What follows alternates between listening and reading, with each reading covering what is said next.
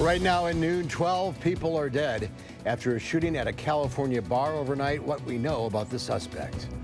Plus, why Supreme Court Justice Ruth Bader Ginsburg is in the hospital. And Attorney General Jeff Sessions has resigned. We'll tell you who could be taking his spot. This is News 3 at noon. Good afternoon, everyone. I'm Mark Kane. Thanks for tuning in to News 3 on this Thursday afternoon. We'll get to those stories in a bit, but first, let's head over to the Weather Center. Meteorologist Dave Caulfield does a look at your first alert forecast. Snow away. Yes, way. Unfortunately, we do have our first possible chance for measurable snow coming to southern Wisconsin as we head into tomorrow. An alert day is in the forecast for tomorrow morning for that chance of accumulating snow. Right now, the snow is still well off to the south and west. A live look in Madison at just cloudy skies on the WISC-TV Skycam. Currently at 33 degrees, so another chilly day outside.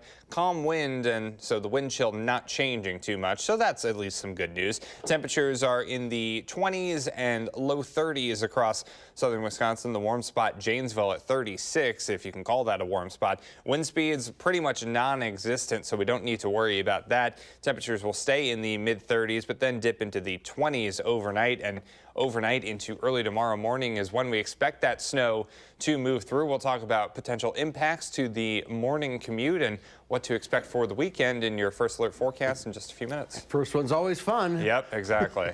Just remember how to drive, people. All right, let's see you in a few minutes, Dave. Thank you. Topping the news today, a law enforcement official says authorities have identified the gunman that killed 12 people at a bar in Southern California. Chris Martinez has the latest. Police with guns drawn surrounded a bar in Thousand Oaks, California just before midnight as people bloody and hurt ran for their lives. All of a sudden you hear like the bang bang of the gunshots, and it just started going crazy and people were pushing. We thought it was a joke. Witnesses say the gunman dressed in black shot an unarmed security guard at the front door. Police say 28-year-old Ian Long then sent off a smoke device and fired multiple rounds into the bar, never speaking a word. Hundreds of people fled, some breaking windows and jumping from the second floor to escape. We just tried to get out, get behind a car, get behind something, and then We just tried to take cover. Jason Kaufman's son Cody was at the bar, and he went to a family reunification center looking for him. This is my firstborn son, and to lose your kid in a senseless way like this is pretty tough. And I hope that I hope you're out there, and I hope you're okay. Police say Long is a Marine Corps veteran and used a .45 caliber handgun in the shooting. They believe he killed himself at the scene.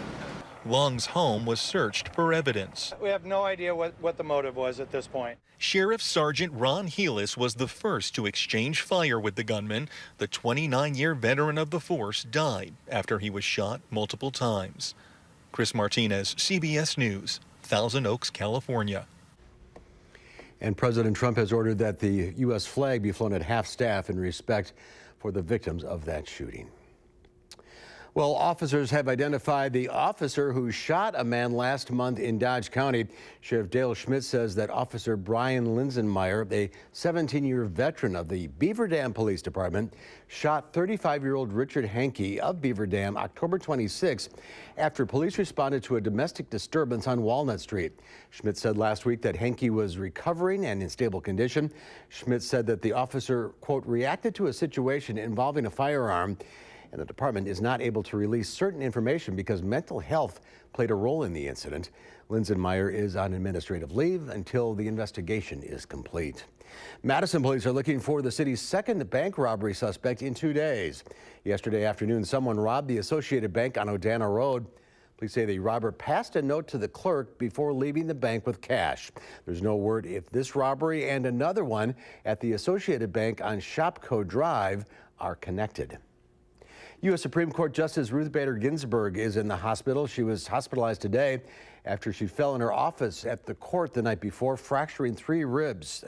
The 85-year-old justice initially went home after the fall, but experienced discomfort overnight. She then went to George Washington University Hospital this morning.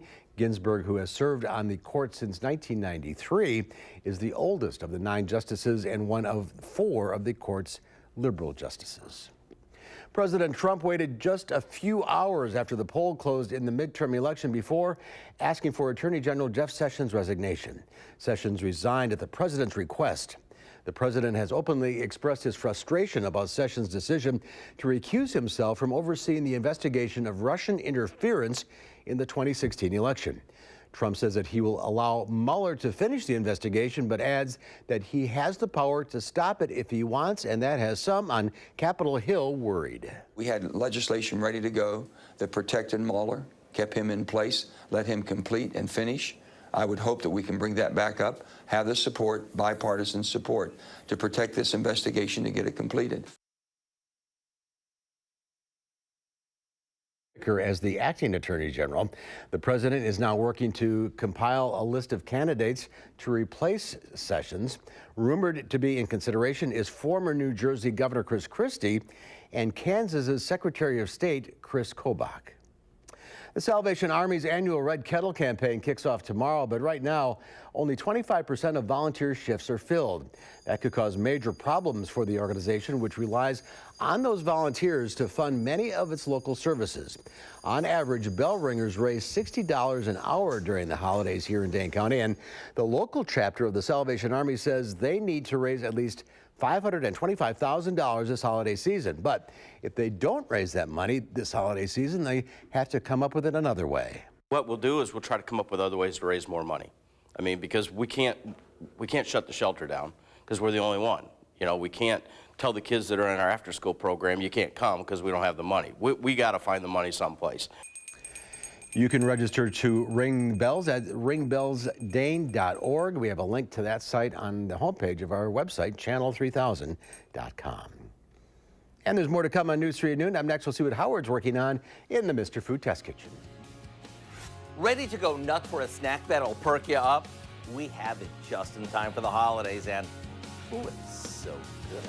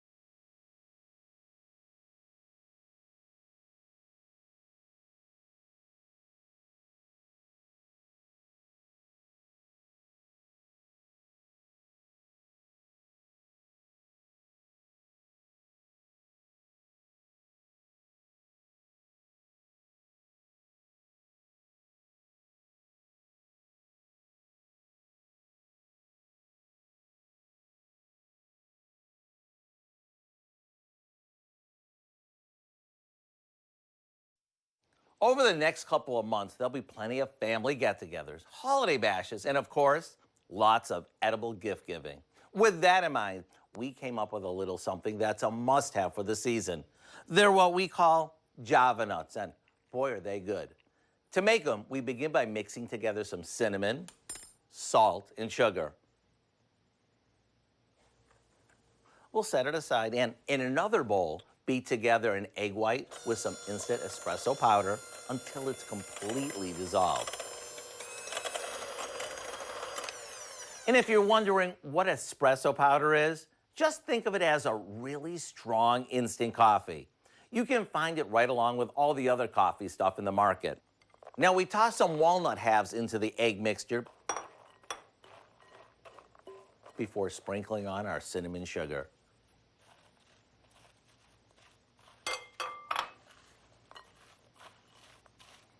These get baked on a cookie sheet just long enough for the coating to set.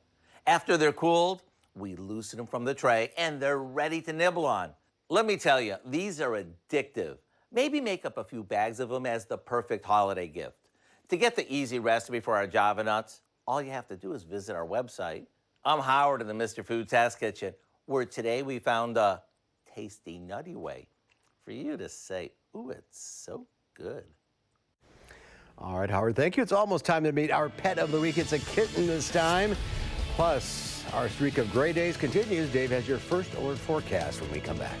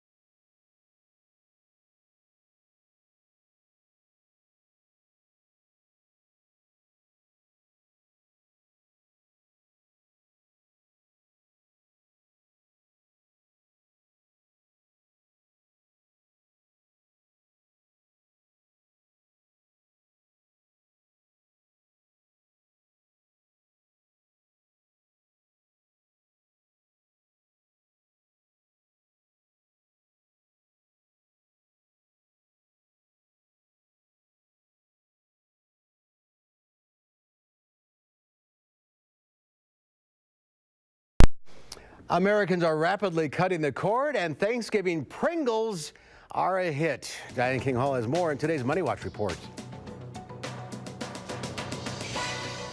Stocks started the session slightly lower with all eyes on the Federal Reserve today.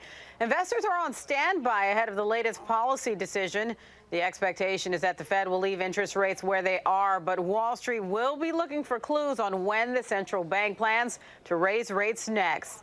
More Americans are cutting the cord. Dish says it lost 367,000 satellite TV subscribers in its third quarter, which was more than expected.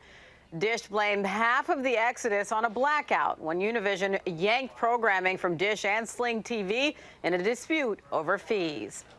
Americans are still the fattest people in the world, and WillaHub is out with a list ranking states across the U.S. based on factors like sugary beverage consumption, the number of obese people, and obesity-related health care costs. Mississippi took the top spot, followed by West Virginia and Arkansas. And if you were looking to add Pringles to the Thanksgiving menu, you're out of luck. The snack brand's limited edition Thanksgiving chips sold out in just 41 minutes. The so-called Thanksgiving dinner is a box of 3 mini cans of Pringles in turkey, stuffing, and pumpkin pie flavors. If you missed your chance, Pringles says it will auction off one more pack on eBay to raise money on Giving Tuesday. And that's your CBS Money Watch report. For more, head to cbsmoneywatch.com. In New York, I'm Diane King Hall. Diane, thank you. Looking at Wall Street, the Dow Industrial's up 63 points, the NASDAQ down 22. It is a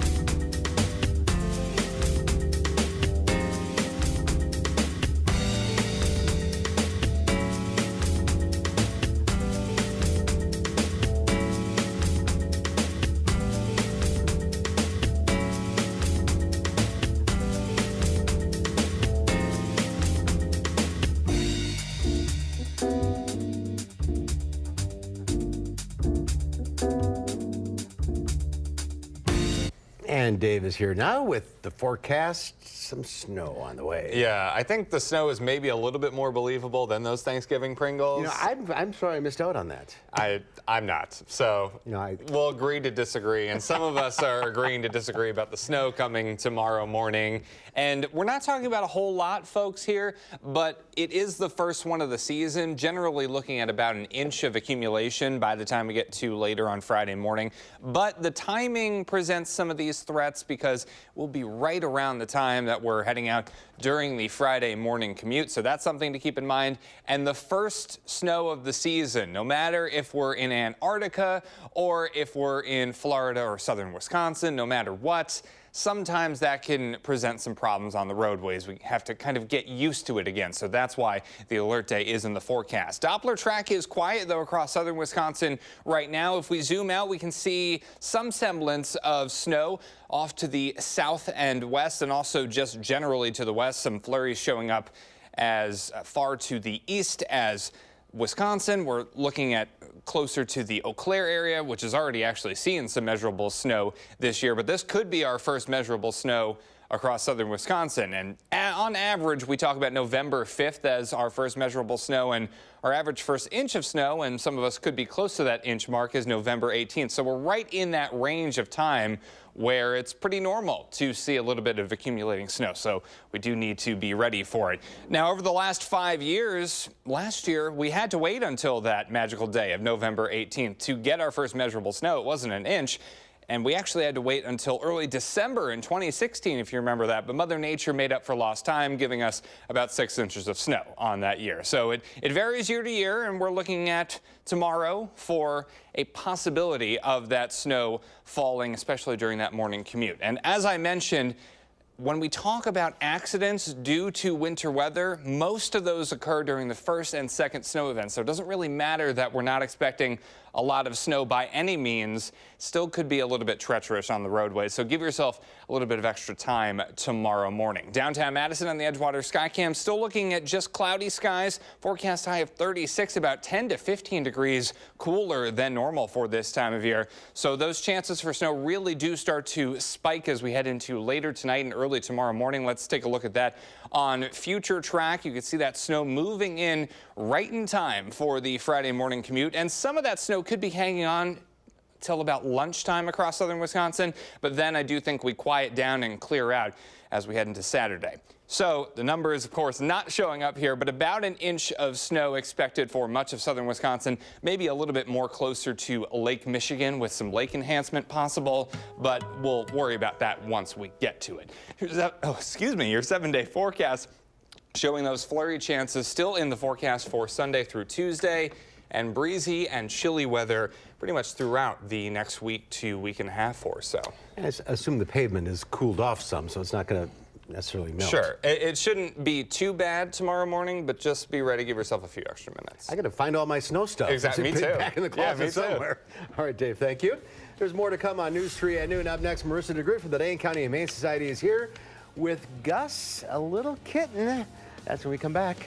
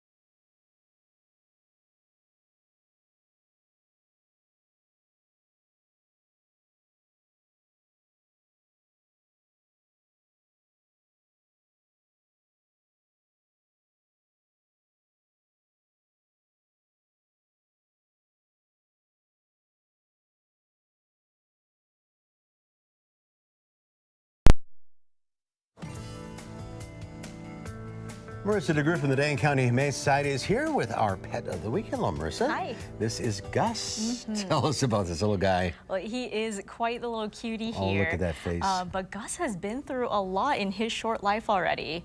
He was actually found stray on the Beltline. Wow. And when he was brought in, he had an injured back leg, and we did have to amputate that leg. So he is hopping around on 3 legs, but you know, when they're this young especially, they bounce back so quickly. He was getting around the studio just fine. Oh, yeah. So he's going to have a normal life. He's going to have a normal life. Just one of those things to be aware of, and make sure to get him in for those vet checks just to make sure everything's going well. But he is now healthy and happy and ready for a great home. You know, found along the belt lines. That's lucky. It's the only injury he had. Yeah, yep. He was a very lucky guy, and I think a family's going to be very lucky to have them in their household because while he can be a little bit shy at first, he warms up quickly. Susan was giving him some cuddles earlier, and he was just purring away. And he's so calm for this age. Yep, and he can get pretty playful. I saw him running around a little bit earlier before, but I think he's just going to be a nice, snuggly little guy. I love his markings. Huh, Gus. You are so cute, aren't you? All right, so we have something going on in November. Yep, we have a great event being hosted by Dental Health Associates all through November and December. If you become a new client of theirs, you can choose from a group of different nonprofit charities, including Dane County Humane Society, and they're going to make a $75 donation to that charity in your honor. All right, and any Dental Health Associate office? Yep, I think they have maybe 7 different offices around the area. All over you can learn more at giveshelter.org. All right, and last week? We had Lily, our little senior gal there, and we were so excited she got adopted into a great home. Well, that is great because it's tough sometimes to get a senior dog, especially a bigger senior dog, a home. So we were so excited for her, and now we're hoping to make it happen for Gus here. Yeah, she just got right in there. She was so happy that she got a home. All right, Gus, let's get you a home here. Go to the website, giveshelter.org, for information on him and all the other animals available. 838-0413 is the number to call to make an appointment. Marissa, thank you. Thanks. Have a great day. Let's head it back over today. One final check of the forecast. Well, Mark, we do have an alert day in the forecast for tomorrow morning for our first measurable snow of the year. Snow starting to make its way into northwestern Wisconsin, closer to Eau Claire. I don't think we need to worry about the snow this afternoon, though. Quite cold, mostly cloudy. But as we head into later tonight and early tomorrow morning, that snow will be falling. The commute will be impacted. All right, we'll keep an eye on that. And we'll see you back here at 4 o'clock. In the meantime, have a great afternoon. Making plans that are weather dependent? Get an accurate 12-hour, even a 10-day forecast. Download the Channel 3000 First Alert Weather app and start planning.